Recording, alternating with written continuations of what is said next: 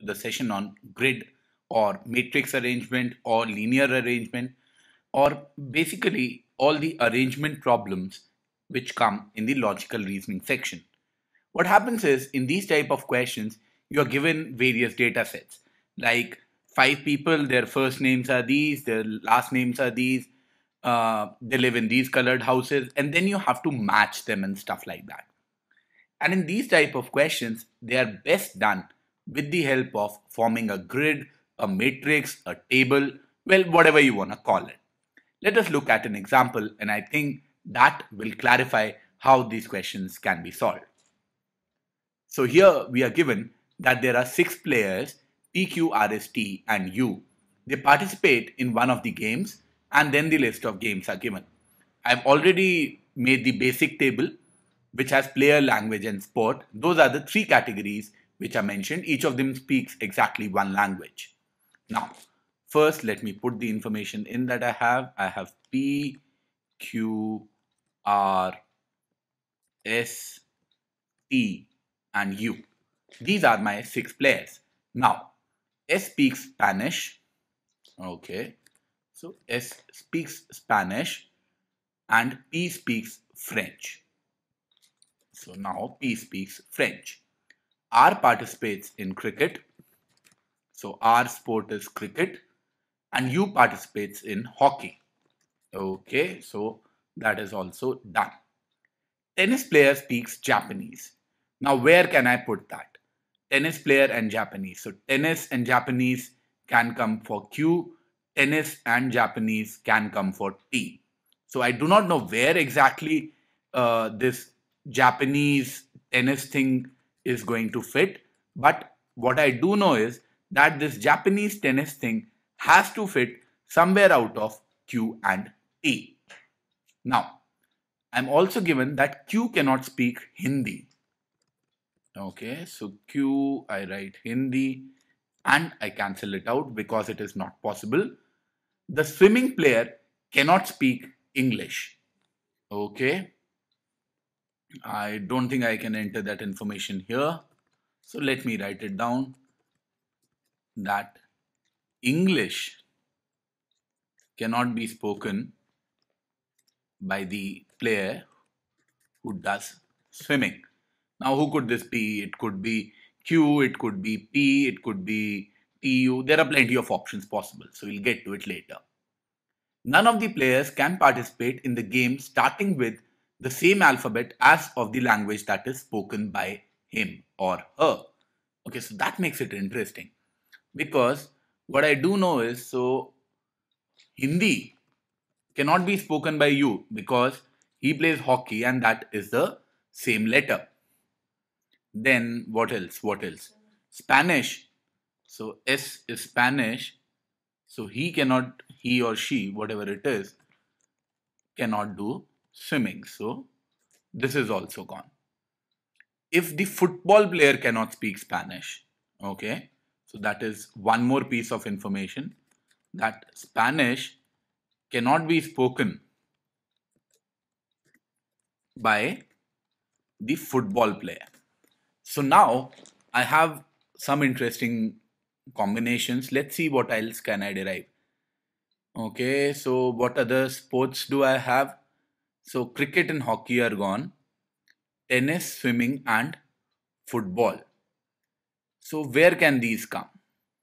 Well, Japanese and tennis has to come on Q and T.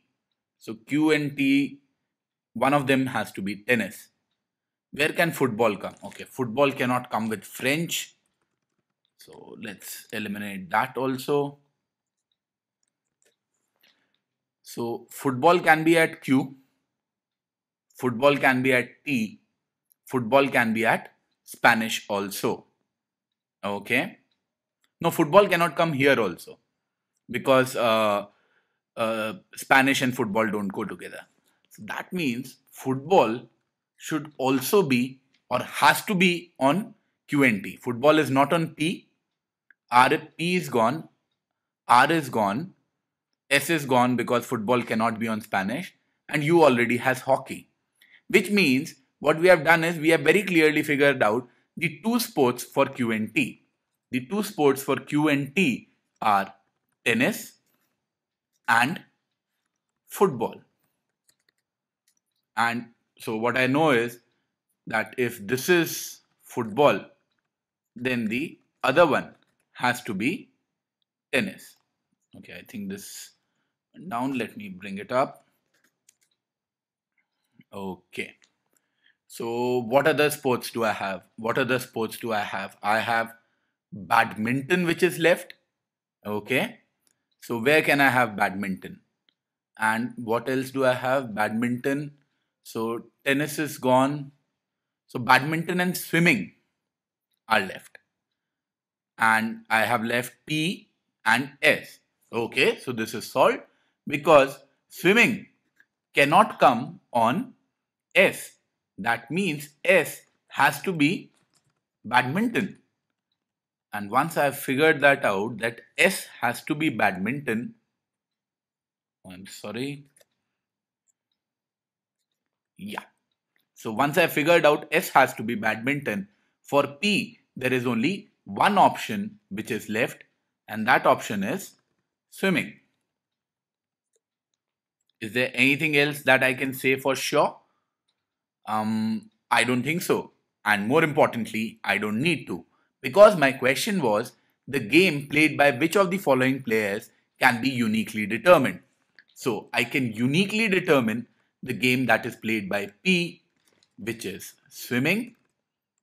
I cannot uniquely determine for Q. I can uniquely determine for R, which is cricket. I can uniquely determine for S, which is badminton. And I can uniquely determine for U, which is hockey. So that means I can uniquely determine it for 4 players out of 6.